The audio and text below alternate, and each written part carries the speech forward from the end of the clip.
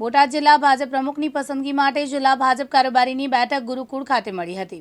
પૂર્વ ગૃહમંત્રી પ્રદીપસિંહ જાડેજાની અધ્યક્ષતામાં મળેલી આ બેઠકમાં ગુજરાત ભાજપ પ્રદેશના હોદ્દેદારો પણ ઉપસ્થિત રહ્યા। બોટાદ જિલ્લા ભાજપ પ્રમુખ પદે મયુર પટેલની વરણી કરવામાં આવી।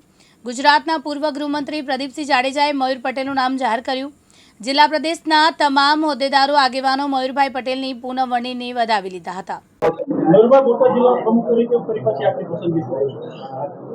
अपना देशना यशस्वी वडाप्रधान श्री मान्य श्री नरेन्द्रभाई मोदी साहब અને દેશના ગૃહમંત્રી શ્રી અમિતભાઈ શાહ અને રાષ્ટ્રીય પ્રદેશના અધ્યક્ષ પાટીલ સાહેબ, માન્ય મુખ્યમંત્રી શ્રી ભૂપેન્દ્રભાઈ, સંગઠન મહામંત્રી શ્રી રત્નાકરજી અને તમામ મોવડી મંડળ દ્વારા જે જિલ્લાની અંદર બોટાદ જિલ્લાના પ્રમુખ તરીકે જે મારી નિયુક્તિ કરી છે, ત્યારે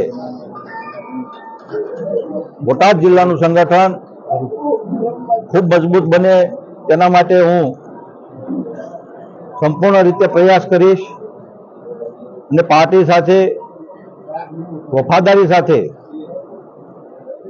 બોટાદ જિલ્લાનું સંગઠન મજબૂત થાય તેવા પ્રયત્નો કરીશ।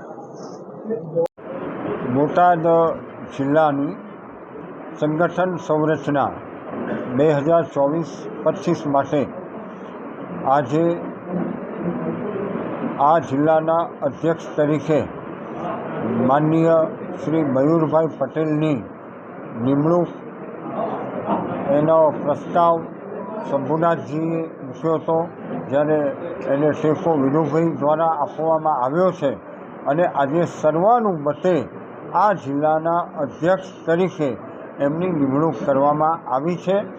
આગામી દિવસોમાં દેશના વડાપ્રધાન શ્રી નરેન્દ્રભાઈ મોદીના નેતૃત્વ હેઠળ સમગ્ર ગુજરાતની અંદર અને બોટાદ જિલ્લાની અંદર ટીમ બોટાદને સાથે રાખીને ભારતીય જનતા પાર્ટીની વિચારધારાના આધાર ઉપર ગુજરાતમાં પણ અને બોટાદમાં પણ ભાજપનું સંગઠન વધારે સારી રીતે પરિપૂર્ણ કરે એવી હું પણ માનનીય શ્રી મયુરભાઈ પટેલને નવા જિલ્લાના અધ્યક્ષ બનવાના કારણે એમને પણ હું ખૂબ ખૂબ શુભેચ્છાઓ આપું છું।